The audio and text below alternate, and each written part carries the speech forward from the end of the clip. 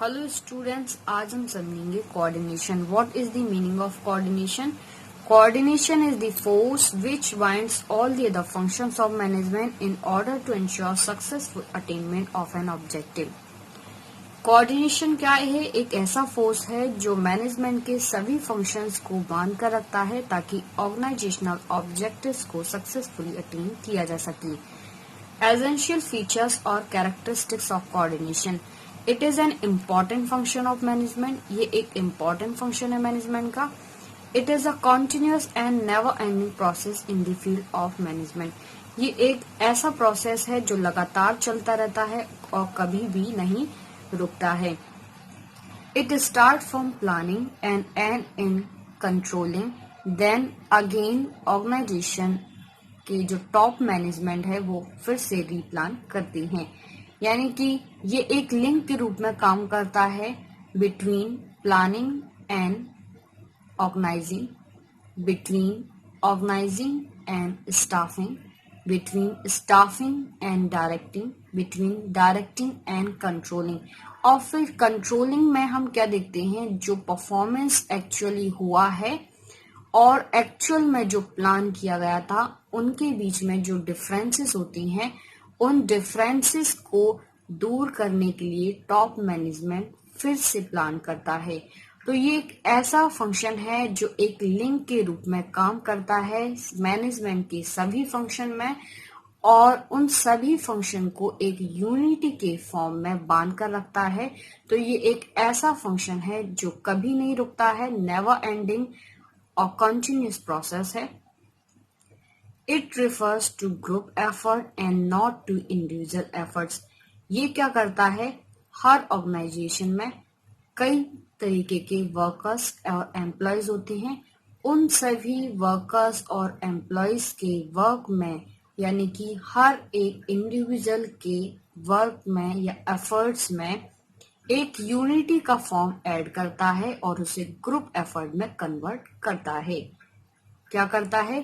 जितने भी इंडिविजुअल्स हैं एक ऑर्गेनाइजेशन में वर्क करते हैं, उन सभी इंडिविजुअल के वर्क में एक यूनिटी का फॉर्म ऐड करता है और उसे ग्रुप एफर्ट में कन्वर्ट करता है। It emphasise unity of effort and united action. ये इम्पोर्टेंस देता है यूनिटी ऑफ एफर्ट को और यूनाइटेड एक्शन को, यानी कि जो भी काम किया जाए उसे एक यूनिटी के फॉर्म में किया जाए, एक ग्रुप के फॉर्म में किया जाए। It aims at achievement of the mission. इसका एम होता है ऑर्गेनाइजेशनल मिशन, ऑब्जेक्टिव या गोल को अचीव करना।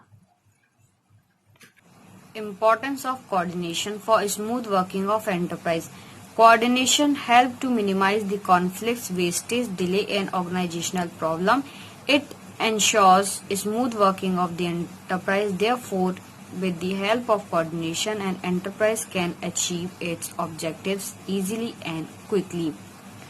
कोऑर्डिनेशन क्या करता है? जितने भी ऑर्गेनाइजेशनल प्रॉब्लम है उन्हें कम करने का काम करता है ताकि एक ऑर्गेनाइजेशन स्मूथली वर्क कर सके और अपने गोल को, अपने ऑब्जेक्टिव को इजीली और क्विकली अचीव कर सके। ये ऑर्गेनाइजेशनल प्रॉब्लम क्या होती हैं? जैसे कि कॉन्फ्लिक्ट्स, यानी कि दो डिपार्टमेंट हैं, उन दोनों डिपार्टमेंट के हेड्स के ओपिनियंस आपस में मैच नहीं कर रहे हैं तो उनमें कॉन्फ्लिक्ट्स आते हैं।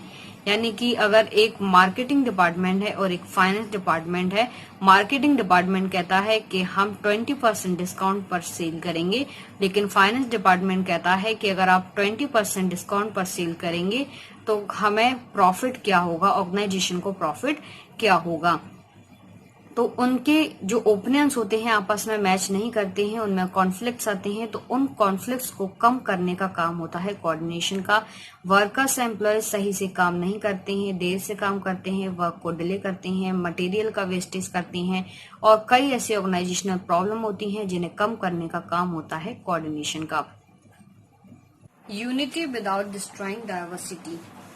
जब ऑर्गेनाइजेशन छोटी होती है तो उसमें नंबर ऑफ एम्प्लॉयज भी कम होती हैं। जब नंबर ऑफ एम्प्लॉयज कम होते हैं तो उनमें आपस में डिस्प्यूट्स एंड कॉन्फ्लिक्ट्स भी कम होते हैं, जिन्हें सुलझा पाना एक मैनेजमेंट के लिए काफी आसान होता है। लेकिन जैसे ही ऑर्गेनाइजेशन का एक्सपांशन होता है यानी कि लार्ज ऑर्गेनाइजेशन बन जाती है तो ऑर्गेनाइजेशन की रिक्वायरमेंट के अकॉर्डिंग नंबर ऑफ एम्प्लॉयज भी बढ़ते हैं जो डिफरेंट बैकग्राउंड से आते हैं, जिनकी एक्टिविटीज डिफरेंट रहती हैं, जिनकी ओपिनियन और व्यूज डिफरेंट रहते हैं। जब उनकी एक्टिविटी डिफरेंट होगी और ओपिनियंस एंड व्यूज डिफरेंट होंगे तो डेफिनेटली उनमें कॉन्फ्लिक्ट्स भी बढ़ेंगे, उनमें डिस्प्यूट्स भी होंगे। जब बड़ी मात्रा में कॉन्फ्लिक्ट्स एंड डिस्प्यूट्स बढ़ जाते हैं यानी कि उनमें आपस में विवाद और मतभेद बड़ी मात्रा में होते हैं तो उन्हें सुलझा पाना एक मैनेजमेंट के लिए काफी डिफिकल्ट हो जाता है in comparison to small organisation, क्योंकि छोटी ऑर्गेनाइजेशन में कम एम्प्लॉयज होते हैं, आपस में झगड़ते भी हैं, मतभेद भी होता है तो उन्हें आसान होता है सुलझाना। लेकिन बड़ी ऑर्गेनाइजेशन में बड़ी मात्रा में एम्प्लॉयज होते हैं, जब एम्प्लॉयज ज्यादा होते हैं तो उनमें जो विवाद होते हैं, मतभेद होते हैं, झगड़े होते हैं तो उन्हें सुलझा पाना एक मैनेजमेंट के लिए डिफिकल्ट टास्क हो जाता है।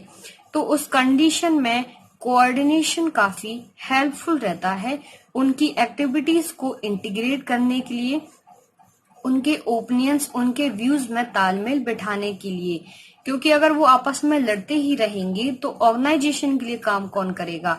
तो उनमें एक यूनिटी एफर्ट को लाना बहुत जरूरी होता है, उनकी ओपिनियंस और उनके व्यूज में तालमेल बिठाना बहुत जरूरी होता है ताकि वो ऑर्गेनाइजेशन के लिए बेहतर तरीके से काम कर सकें, एक यूनिटी के रूप में काम कर सकें। So coordination is important for unity in diversity.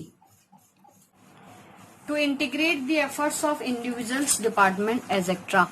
Coordination का काम है एक ऑर्गेनाइजेशन में जितने भी डिपार्टमेंट हैं उन सभी डिपार्टमेंट की एक्टिविटीज को इंटीग्रेट करना, उन डिपार्टमेंट में काम करने वाले वर्कर्स, एम्प्लॉयज की एक्टिविटीज को इंटीग्रेट करना, स्पेशलिस्ट के व्यूज, ओपिनियंस को इंटीग्रेट करना और साथ ही साथ इन डिपार्टमेंट की जो टाइमिंग है, अप्रोच है, एफर्ट्स है और इंटरेस्ट है उनका भी समाधान ढूंढना, क्योंकि अलग अलग टाइमिंग होती है हर डिपार्टमेंट की, अलग अलग अप्रोच होती है, अलग अलग एफर्ट्स और इंटरेस्ट होते हैं हर डिपार्टमेंट के, तो उनका समाधान ढूंढना भी मैनेजर का काम होता है। साथ ही साथ हर डिपार्टमेंट के अपने गोल होते हैं, उनके इंडिविजुअल गोल को ध्यान में रखने के साथ साथ ऑर्गेनाइजेशनल गोल को भी ध्यान में रखना और उन दोनों में तालमेल बिठाना, क्योंकि एक डिपार्टमेंट जिसे ड्यूटी असाइन की गई है वो उस ड्यूटी के अकॉर्डिंग ही वर्क करेगा। उसे अगर मतलब ही ना हो अदर डिपार्टमेंट से तो क्या वो ऑर्गेनाइजेशनल गोल को पूरा कर सकेगा? नहीं। तो जितने भी डिपार्टमेंट्स होते हैं वो इंटरनल ही डिपेंडेंट होते हैं, इंटरडिपेंडेंट होते हैं और उन सभी की एक्टिविटीज में आपस में तालमेल बिठाना बहुत जरूरी है, क्योंकि सेल्स डिपार्टमेंट जो कि प्रोडक्ट को सेल करता है अगर ये ना बताए कि मार्केट में प्रोडक्ट की कितनी डिमांड है, कितना प्रोडक्ट सेल हो रहा है, तो क्या प्रोडक्शन डिपार्टमेंट गुड्स को प्रोड्यूस कर सकेगा? नहीं कर सकेगा, क्योंकि उसे पता ही नहीं कि कितना गुड्स प्रोड्यूस करना है।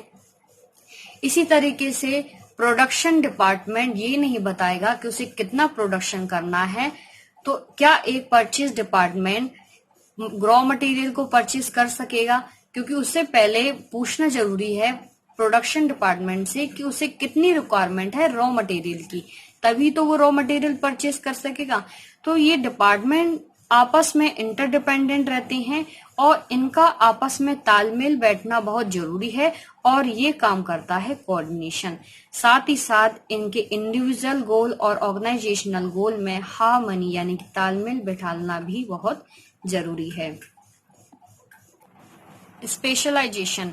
मॉडर्न ऑर्गेनाइजेशन में हायर डिग्री का स्पेशलाइजेशन है, यानी कि आज के जमाने में हर ऑर्गेनाइजेशन एक स्पेशलिस्ट रखता है जो कि एक्सपर्ट होता है किसी पर्टिकुलर फील्ड में, जो ऑर्गेनाइजेशन को बताता है, अपनी एडवाइस देता है कि किस दिशा में एक ऑर्गेनाइजेशन को आगे बढ़ना चाहिए, कैसे उसे काम करना चाहिए। एक ही एक्सपर्ट हो तो सही दिशा में काम चलता है, लेकिन एक से ज्यादा एक्सपर्ट हो तो काम गड़बड़ा जाता है ऑर्गेनाइजेशन का, क्योंकि एक्सपर्ट्स ये सोचते हैं कि हम ज्यादा इंटेलिजेंट्स हैं, हमारे द्वारा जो एडवाइस दी गई है वो ज्यादा सही है कंपैरिजन टू अदर एक्सपर्ट। तो इस तरीके से इन एक्सपर्ट्स के जजमेंट और अप्रोचेस आपस में मेल नहीं करती हैं, यानी कि इनमें तालमेल नहीं होता है। तो कोऑर्डिनेशन का काम होता है इनके व्यूज, इनकी एडवाइस, इनके जजमेंट में आपस में तालमेल बिठाना, ताकि ऑर्गेनाइजेशन सही दिशा में काम कर सके। Coordination is the essence of management. Coordination management का सार है। Coordination is the force which synchronizes all the functions of management and activities of different departments. Coordination एक ऐसा फोर्स है जो मैनेजमेंट के सभी फंक्शन को सिंक्रोनाइज करता है, यानी कि उनमें तालमेल बैठाता है। जितने भी डिपार्टमेंट्स हैं ऑर्गेनाइजेशन में, उन सभी डिपार्टमेंट्स की एक्टिविटी को सिंक्रोनाइज करता है, यानी कि उनमें तालमेल बैठाता है। अगर कोऑर्डिनेशन की कमी होती है तो रिजल्ट क्या होता है? काम डिले होता है, गड़बड़ होता है, ओवरलैपिंग होती है, डुप्लीकेशन होता है। और कोऑर्डिनेशन मैनेजमेंट के हर लेवल पर रिक्वायर्ड होता है, यानी कि जो 3 लेवल है मैनेजमेंट के, टॉप मैनेजमेंट, मिडिल मैनेजमेंट और लोअर मैनेजमेंट, तो उन तीनों ही लेवल्स पर कोऑर्डिनेशन की रिक्वायरमेंट होती है। उन लेवल्स में इंटरनली भी रिक्वायरमेंट रहती है और उन तीनों लेवल्स का आपस में कोऑर्डिनेशन होना भी जरूरी होता है। तो इस तरीके से हम कह सकते हैं कोऑर्डिनेशन एक सेपरेट फंक्शन नहीं है मैनेजमेंट का, ये एक एसेंस है मैनेजमेंट का, यानी कि मैनेजमेंट का सार है।